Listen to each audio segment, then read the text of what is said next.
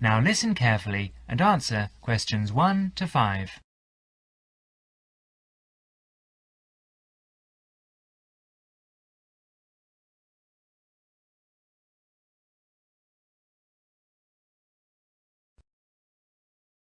Good morning, Visa Office. How can I help you? Good morning. I'd like to apply for a visa to Australia, please. Certainly, sir. Can I have your name, please? Yes, it's OKAMURA, Kelly OKAMURA. It's OKAMURA. And your address? Apartment 106, Kingston Street, Hawaii. Kingstone Street, Hawaii? Yes, that's correct. So you're an American? Actually, I was born in Japan, but moved to Hawaii 6 years ago. And can I have your age, please, Mr. Okamura? I'm 32. And are you married? Yes, I am. My wife's Chinese. Now you will have another chance to look at questions 6 to 10.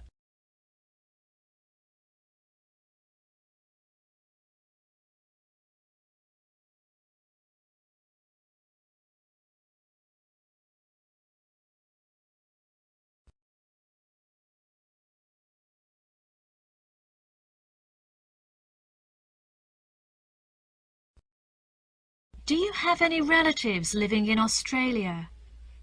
I used to have an uncle, but he died several years ago.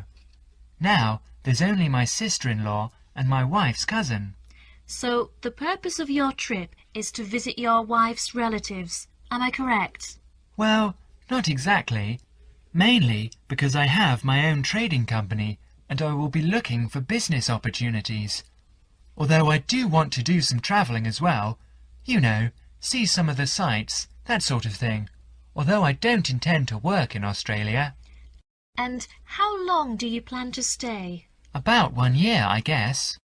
Well, I'm afraid a standard tourist visa is only valid for 30 days, although in your case we can issue you with a business visa. Business visas last for 6 months, but you will be able to renew it. We can give your wife a 12-month visa, though. 6 months is okay. So what do I need to do now? Come along to the office any time during weekdays, but it must be office hours.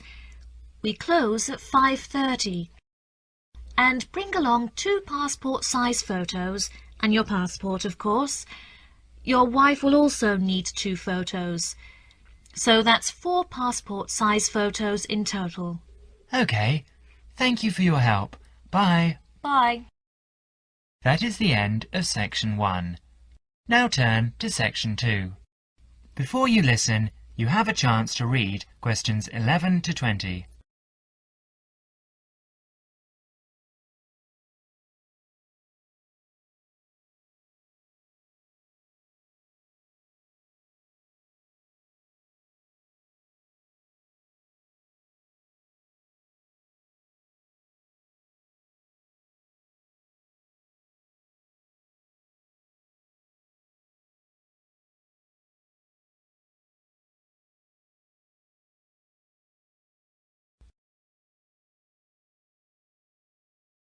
Some relatively simple steps will greatly decrease the odds of a break-in, which means you can enjoy more peace of mind. And isn't that what home is all about? To keep out a burglar, the first thing to do is to secure the windows.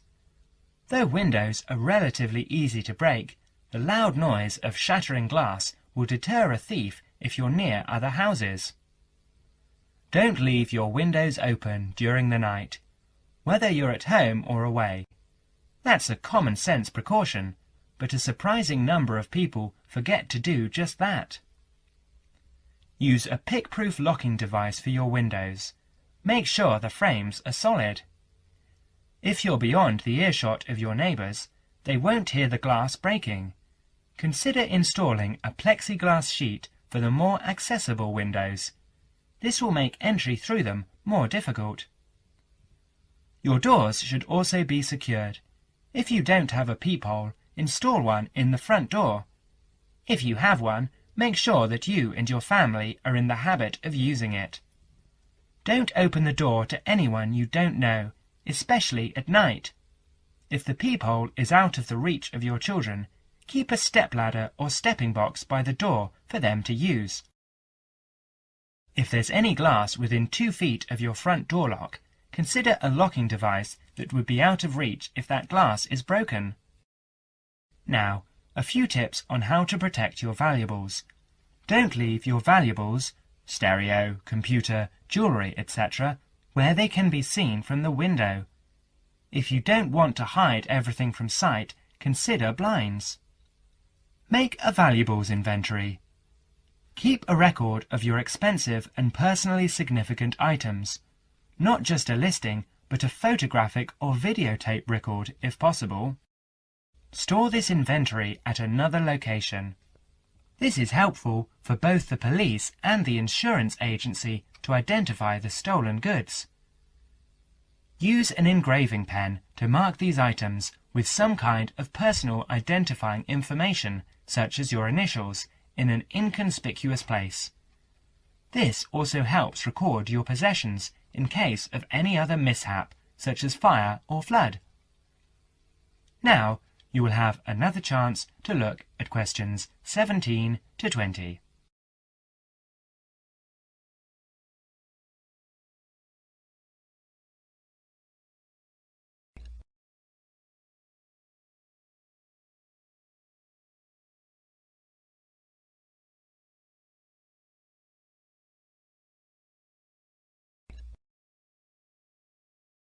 Don't stop your security awareness at the outside walls of your house.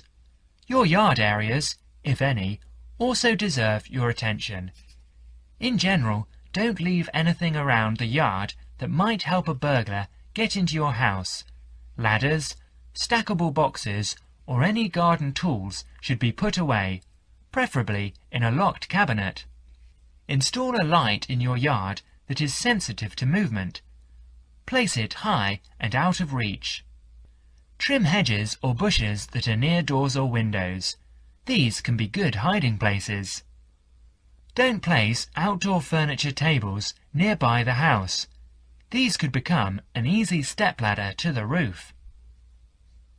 When you are on vacation, create the occupancy illusion. Maybe you laughed at your mother for leaving the lights on and the radio playing while she left for vacation, but she had the right idea. Those steps aren't quite enough, so try these strategies. Buy electronic timers that turn lights on and off at different times. Hook up a timer to your TV for a few hours each evening. Turn the volumes up too.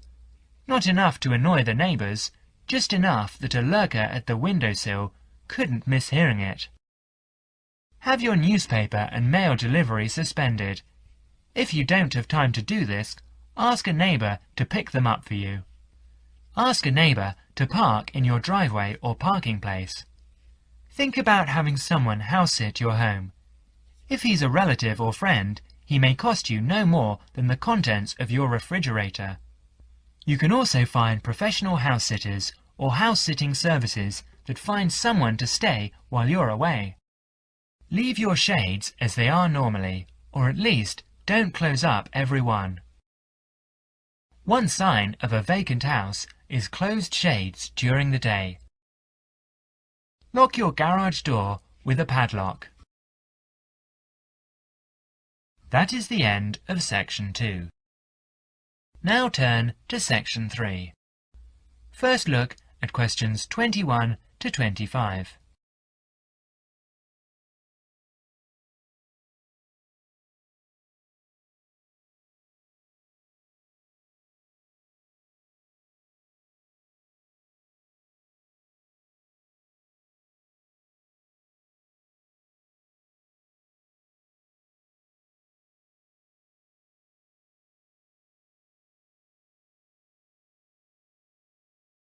So, that research paper we have to do next is the one about different styles of training dogs. How do you think you'll approach writing it? You know, I've been thinking about it, and I feel that the best way to write it is to divide the paper into two main parts. In the first part would be analysing some examples of each style of training dogs. Right. First, what the styles are. After that, we can talk about how each style can be used so that the dogs learn something different from each one. Indeed. Maybe we could draw a chart and compare examples of each style of training, one at a time.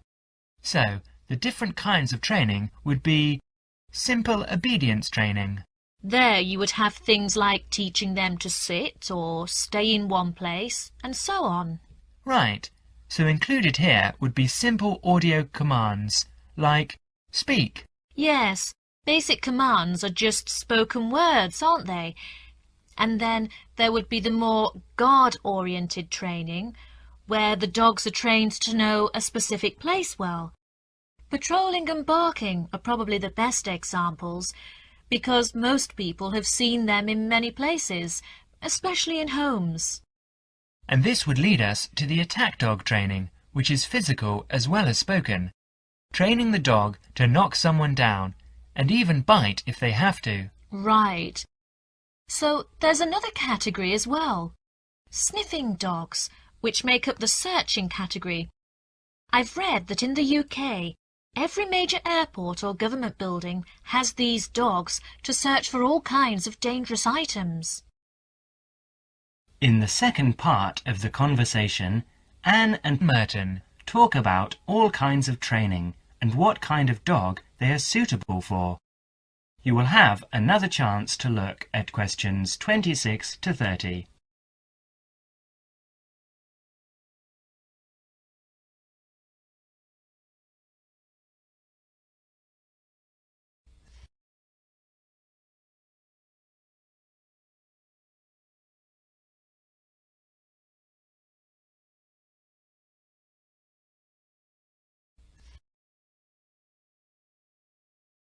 I can believe that. Well, we have a good list to build on. We're finally getting started now, so let's try to figure out when each type of dog training should be used. I guess we can start by trying to figure out the best situation for each type of dog training. What do you mean? What I mean is whether each type of training should be used with different kinds of dogs. We could use basic obedience training, for example, and ask whether it's more useful for a small dog, a medium-sized dog, and so on. In this case, I'd say obedience training is best with small dogs because they tend to get excited easily, and this will help keep them out of trouble. Okay, that makes sense. Then, let's look at physical training.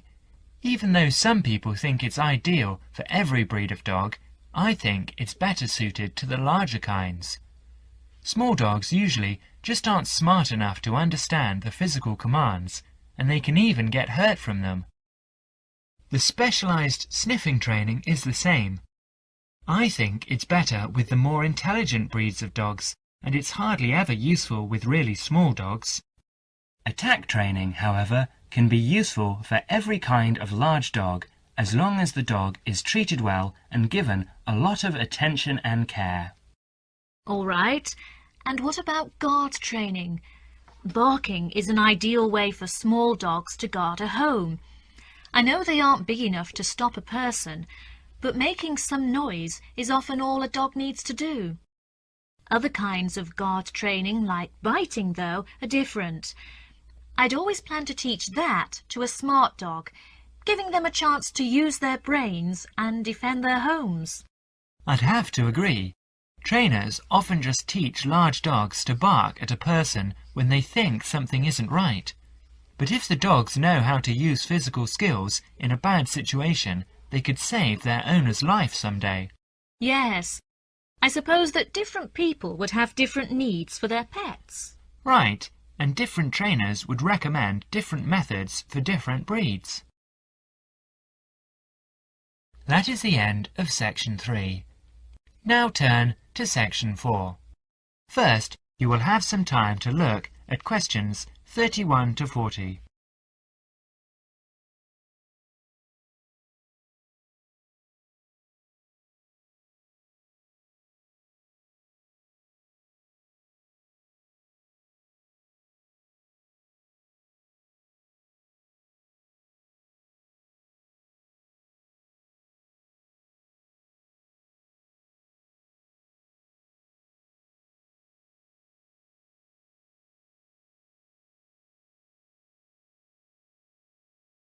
Today, in our series of lectures on human language, we are going to be looking at the way in which children acquire language.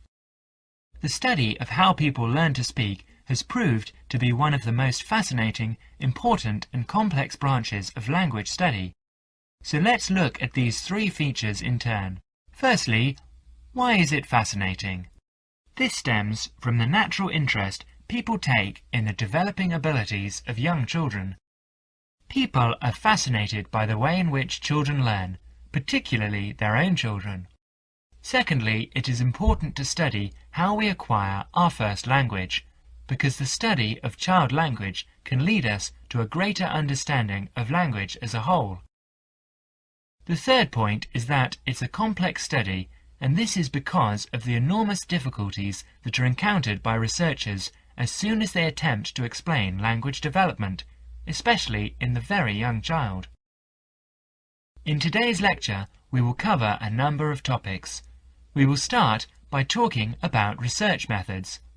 There are a number of ways that researchers have investigated children's language, and these include the use of diaries, recordings and tests, and we'll be looking at how researchers make use of these various methods. We will then go on to examine the language learning process, starting with the development of speech in young infants during the first year of life. This is the time associated with the emergence of the skills of speech perception, in other words, an emergence of the child's awareness of his or her own ability to speak. We will continue with our examination of the language learning process, this time by looking at language learning in the older child, that is, in children under 5. As they mature, it is possible to begin analysis in conventional linguistic terms, and so, in our analysis, we will look at phonological, grammatical and semantic development in preschool children. In the second part of the talk, I would like to review some educational approaches to the question of how linguistic skills can be developed. In other words, how can we assist the young child to learn language skills at school? Initially, we will look at issues that arise in relation to spoken language. We will then look at reading and review a number of approaches that have been proposed in relation to the teaching of reading. Finally, we will conclude today's talk with an account of current thinking about the most neglected area of all, the child's developing awareness of written language. That is the end of section 4. You will now have half a minute to check your answers. That is the end of Listening Practice Test 5. At the end of the real test, you will have 10 minutes to transfer your answers to the listening answer sheet.